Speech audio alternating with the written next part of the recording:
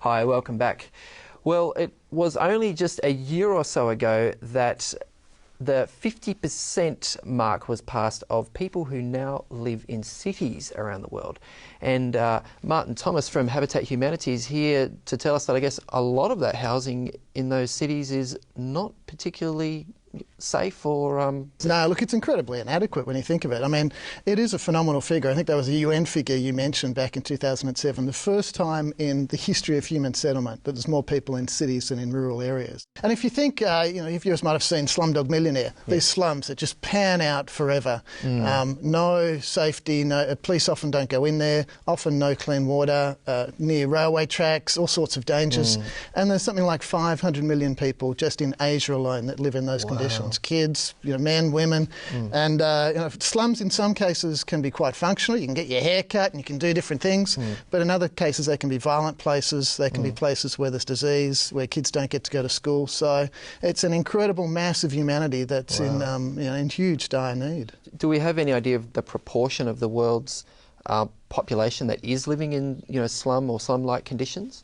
Well, I think it's around about 1 to 2 billion people, and when we think of a population of 7 billion, it's a fair proportion. The problem is it's growing, and for instance in Asia alone, I mentioned 500 million, that figure's set to go to close to 900 million. So it's happening at such a rapid pace. When you look at it, at a macro level with the figures, they're horrifying. But when you look at one individual life, you know, I was in Cambodia recently, and just walking down the slums, the smell of a slum, there's gangrenous green water all around the place. You see people brushing their teeth. The everyday life happens.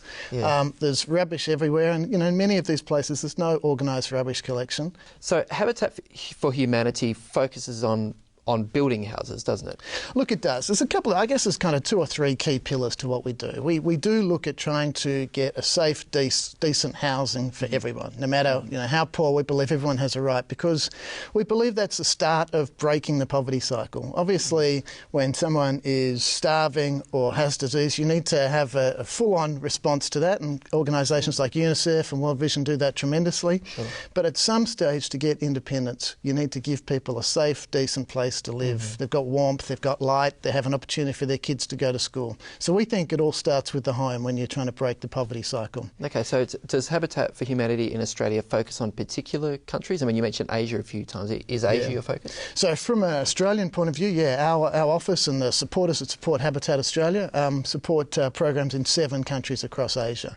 And some of the booming countries you mentioned, so Bangladesh, Dhaka, we're in Cambodia, we're in Vietnam, we're in Thailand. So basically some of the biggest growth areas with this issue of urbanisation we're looking to tackle. Okay. And are you building houses within the slums, or are you looking to help people move out of slums to establish something maybe in a more legal area where there's a bit more stability? Look, we're doing both because of the sheer numbers. We're looking at trying to, it seems odd, but there's a phrase called slum upgrading. But we're trying to look at, there's a massive humanity there, you can't move them all out. Let's look at ways to basically get better conditions in there. So you're not just building individual houses, are you working with some infrastructure stuff as well? Yeah, exactly. I mean, we do broad-based community development. We kind of start with a house, but the idea that if you don't have clean water, a house is not much good for you. So we work sometimes with other organisations, sometimes ourselves, to do water and sanitation, looking at other things in terms of access to school, etc. So, yeah.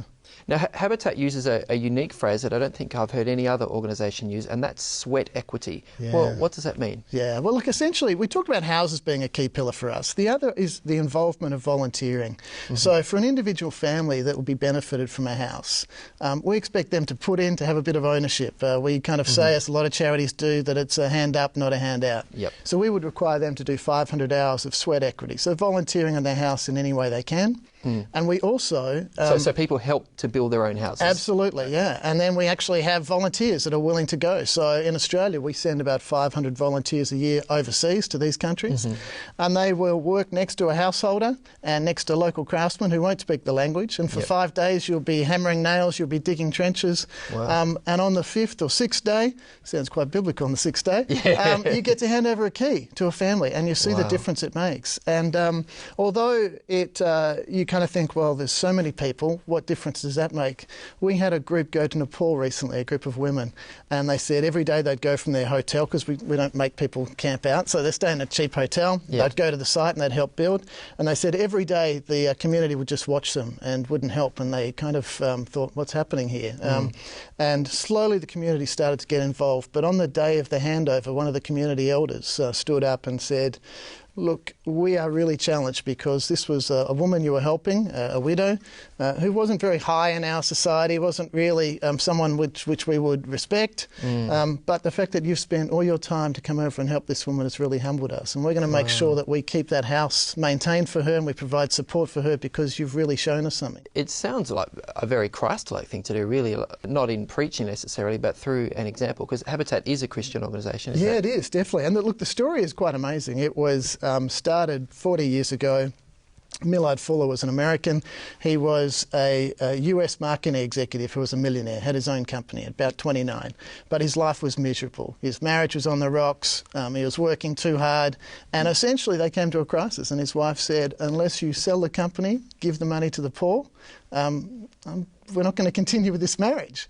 Wow. I haven't told my wife this story yet. But so he made the decision, and they went, sold their company, gave everything they had, went and volunteered in southern states of America, helping black communities get housing, and ended up in the Congo, in Zaire.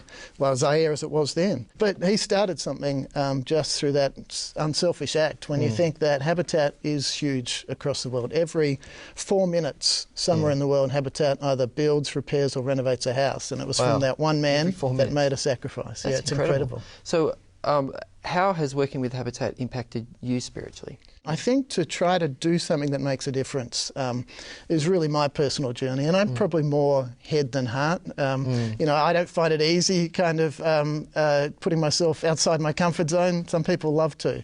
But I think for me, there's no moral divide between someone that's in need right in front of you. If you see a kid get knocked down, you'd go and help them, versus someone who's a world away. And the fact is, we can make a huge difference to people who we may never meet, or we may only meet in heaven.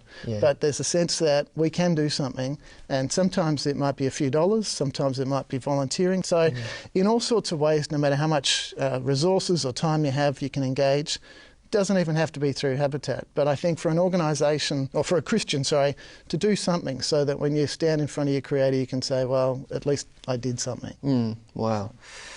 Boy, look, there's so much I could ask you about. I'd like to ask you about, you know, the Vanuatu rebuilding program. That's a big thing right now after the cyclone that hit there. Australia's domestic building program. If people want to find out more about that, or they want to, you know, help you guys out, you know, volunteer, go on a trip, have you got a website that we do? habitat.org.au. All the details there. And there's a lot on there, as you can imagine. Hey, thank you so much. I really appreciate your time, Martin Thomas. You're welcome. Thanks for having me. Appreciate it. We'll see you after the break.